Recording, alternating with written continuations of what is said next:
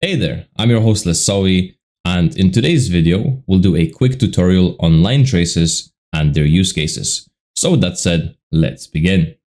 Let's start by making a simple line trace. So for this, we'll go to our content drawer, right click, go to blueprint class, and let's create an actor component, calling it BPC for blueprint component underscore line traces. Now the beautiful thing about actor components is that we can create some logic inside it, add it to a different actor, and then that actor will have access to that logic. So if we were to open this component up and do a keyboard one event, and on pressed, let's say we do a print string. So this will be displayed in the top left of our screen saying hello. So we then want to add this component to our player. So we'll go to third person, blueprints, open our third person character, do the add button and do BPC underscore line traces. Let's compile and save this then. So if we play the game and press 1 at any point, we get hello displayed in the top left and it works. So we'll use this logic to create our line traces. So let's go in here again. We can delete this code here, create a new function called line trace 01. Now I'll go over a few types and of course you can play around with this. So in here, we want to do a line trace by channel. So we'll focus on channels here. Now we can pick visibility or camera. Those are the two channels by default available to us. Or we can go ahead and create our own channel and then specifically select the actors we want to block or ignore that channel. So in order to do that, we'll go minimize this, go to settings, project settings, and simply search for trace and new trace channel. Now you can by default design the response. I usually like to go with ignore and we'll do interactive like so. And let's hit accept. Then let's close this down, save the game just in case and open up our component again. So now we won't have this option here because we first need to compile and then we should get this option interactive. So, let's continue with this, plug that in there. Now the start location, we'll do get owner. So whoever owns this component, we'll then do a get actor location. So basically our own location.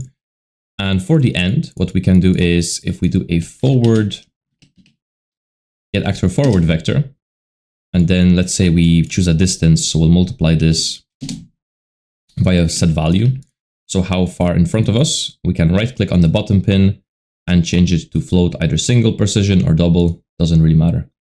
So let's say I want this to be in front of me 300 units, or let's do something drastic like 500 units in front of me. We'll then add this to our starting location, and then this will be the end location.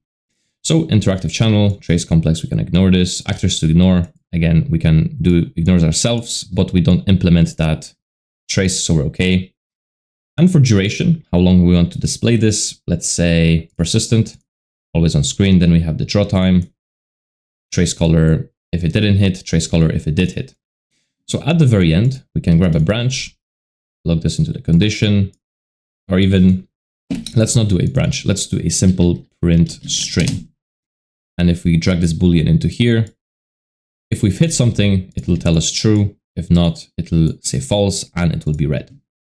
So let's compile and save this. And of course, let's go back again. We need to add this function to something. So in the event graph, whenever we press 1, we activate this code we just made. So compile and save it.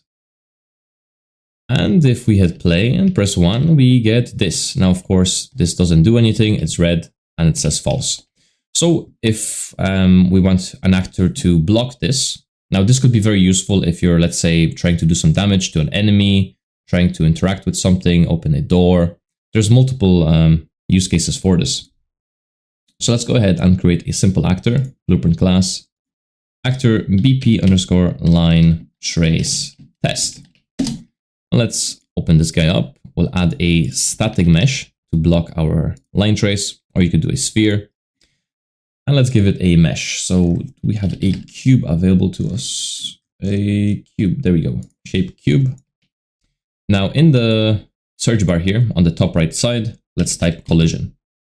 And we want to set our own collision to be custom And because we've made our own trace channel, it's displayed here now, interactive. Now we can decide, do we want to ignore it, overlap it, or block it? So let's say we block it, right? Compile and save this. Now, whenever we hit our cube, the line should turn green, and we should say we've hit it. So if this was an enemy AI and we had a gun and shot it at them, boom, we've hit them, true. So now we can apply damage, which is great. So let's go over a few more types of line traces that we can do. So let's go back in our component, create a second one called a sphere trace. Let's do O1 as well. So in here, we can do a sphere trace by channel. Like so. Again, for the starting location, we'll do get owner. Owner, there we are. And we'll do get actor location.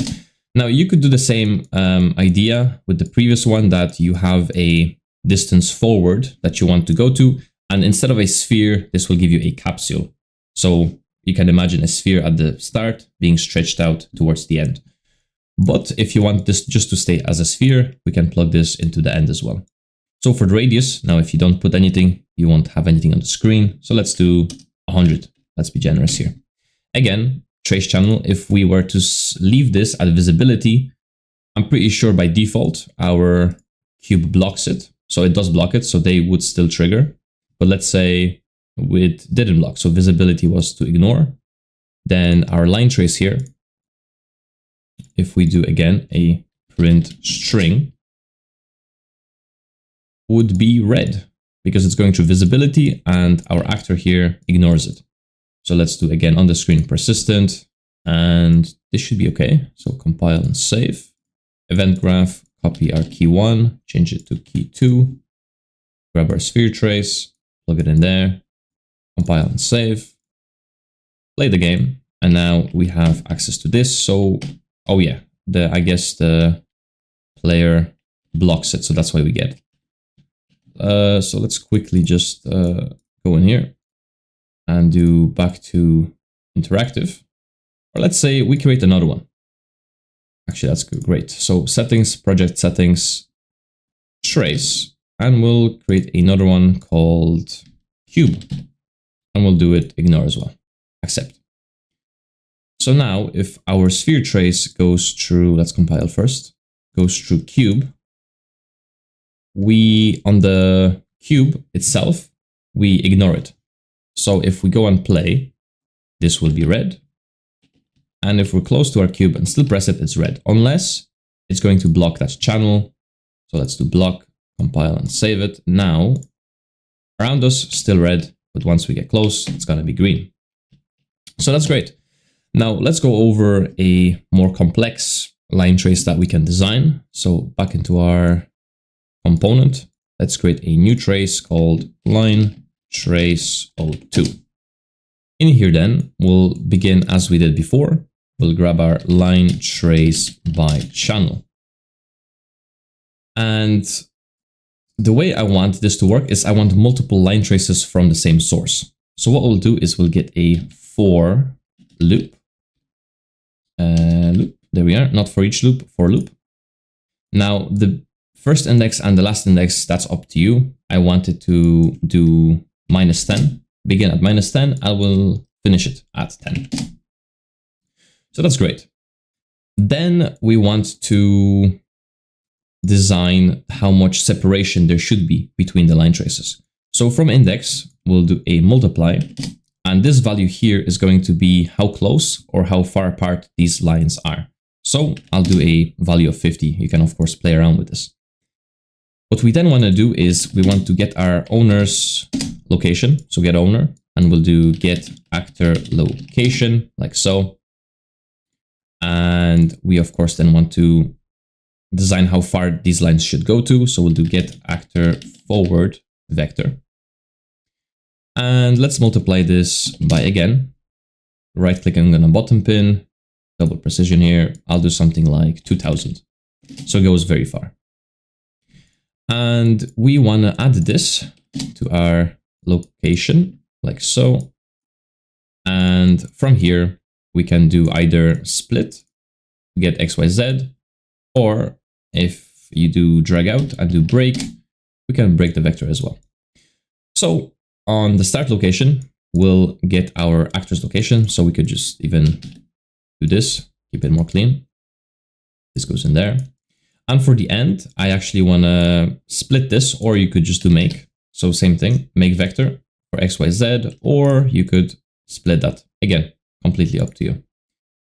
So in here then, for X, Y, Z, X will go to X, Y will go to Y, because we're interested in separating them on the Z axis. So Z will drag this, and I believe we'll do a plus. This value in there should convert it for you with no problem. And then the return value will go to Z. Little bit hectic, but should be okay. And at the end, we'll do a print string, once again, with the Boolean going into there. That should convert it for us. And for the trace channel, we'll do interactive. Draw debug type persistent. And yeah, that looks fine to me. Compile and save. On the event graph, let's drag another key. So could copy this guy and change this to a tree. And then drag our line trace 02, like so, compile and save. And now if we go and play by pressing tree, we get a result like this. And of course, each of them hits, so we get a bunch of falses, and none of them hit anything that blocks it. But if we go to our cube, hit it, well now then, our first, 5, 6 hit it. So this could be great for some combat mechanics that you design for interactive purposes. Also, if you're using the first person character blueprint and not the third person character, instead of getting the owner, we'll do get player camera manager, do get actor's location, which gets the camera's location, do the forward vector. So this will be our offset by whatever value you put it. And we then add it to our original location, and we get a line trace. So with that said, I hope you enjoyed this short little introduction to line traces. And if you liked the video, leave a like. And as always, happy developing.